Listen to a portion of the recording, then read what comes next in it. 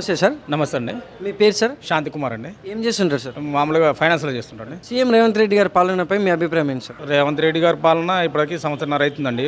Congress government వచ్చి ఇప్పటి వరకైతే పర్వాలేదు, మంచిగా ఉంది. ఇంతకుముందు గతంలో టీఆర్ఎస్ పాలన కేసీఆర్ గారు 10 సంవత్సరాలు అధికారంలో ఉన్నాడు. అప్పుడు సోనియా గాంధీ గారు తెలంగాణ ప్రత్యేక రాష్ట్రం ఇచ్చినప్పుడు ఉమ్మడి రాష్ట్రాన్ని విభజించి తెలంగాణ రాష్ట్రాన్ని మన రాష్ట్రం మనకు ఇచ్చింది సోనియా గాంధీ గారు. అప్పుడు మనకు తెలంగాణ సపరేట్ చేసినప్పుడు మనకు మిగులుడు బడ్జెట్ తో సహా ఒప్పచెప్పింది సోనియా గాంధీ గారు. ఈ రోజు కేసీఆర్ ముఖ్యమంత్రిగా 2 సార్లు ఉండి మొత్తం అప్పుల పాలు చేసిండు రాష్ట్రాన్ని. ఈ రోజు నిరుద్యోగులకు ఉద్యోగాలు ఏది లేదు. మన డబల్ బెడ్రూమ్ ఇల్లు కట్టిస్తాడు, అది కట్టేయలేదు. జనాలకి ఏం లేదు. కాళేశ్వరం ప్రాజెక్ట్ కట్టిండు, అది కూలిపోయింది.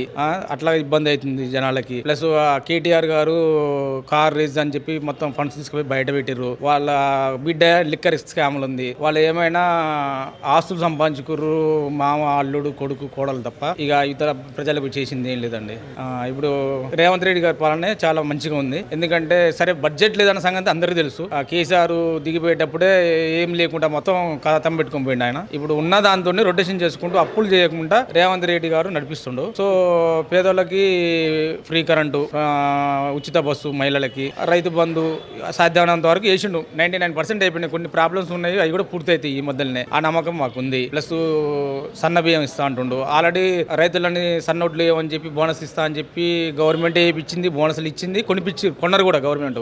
కాకపోతే ఇప్పుడు కాబట్టి ఇంకా 2 నెలలకైనా సన్న బియ్యం బరాబర్ ఇచ్చేస్తారు జనాలకి. అది ఆ నమ్మకం మాకుంది. ఏదున్నా కూడా రేవంత్ రెడ్డి గారి పాలన చాలా బెటర్ కేసీఆర్ పాలన కన్నా. Thank you sir. నమస్తే సార్. చెప్పండి సార్. మీ పేరు సార్? రమేష్. ఏం చేస్తుంటారు సార్? నేను ప్రజెంట్ ప్రాక్టీషనర్ని. సీఎం రేవంత్ రెడ్డి గారి పాలనపై మీ అభిప్రాయం ఏంటి సార్? పోయిన ప్రభుత్వం కంటే ఇప్పుడు ఏం మంచి లేదని నేను అనుకుంటున్నా. ఎందుకనంటే ప్రతి పథకాలు చెప్పిరు కానీ అమలు అయితే కావట్లేదని అనుకుంటున్నా. పోయినసారి ఇప్పుడు కేసీఆర్ పేదవాళ్ళ కోసం అవి ఇవి పెట్టిన పథకాలు అయితే సరే అప్పులైనాయో సప్పులైనాయో ఏదో రకంగా అయితే అప్పులు చేసినా కానీ కొంతమందికి దాన్ని ఏమంటారు ఏదో రకంగా అయితే వాళ్ళు సంతోషంగానే ఉన్నారు. కాలంలో నీళ్లు వచ్చినాయి, రైతులకు కరెంటు ఉన్నది, ప్లస్ ఈ రైతు బంధు పైసలని, కళ్యాణ లక్ష్మి పైసలని, మళ్ళీ అది కాక షాది ముబారక్ అని, అదే కాళేశ్వరంలో నీళ్లు. ఇప్పుడైతే ఒరిచేళ్ళు అయితే ఎండిపోయి ఉన్నాయి. ఉచిత బస్సులు పెట్టిర్రు కానీ ఎవరు రోజు బస్సులలో అయితే తిరగరు కదా. తిరిగేటోళ్ళు కొన్ని బస్సులు తగ్గించిర్రు.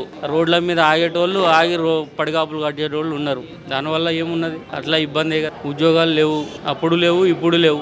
అది పరిస్థితి.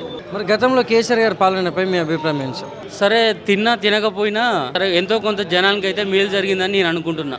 కొంచెం బెటరే, చాలా బెటర్. కేసీఆర్ బెటర్. కేసీఆర్ అంటే అభిమానం అని కాదు, రేవంత్ రెడ్డి అంటే కోపం అని కాదు. పరిపాలన విషయంలో మాత్రం తేడా ఉంది.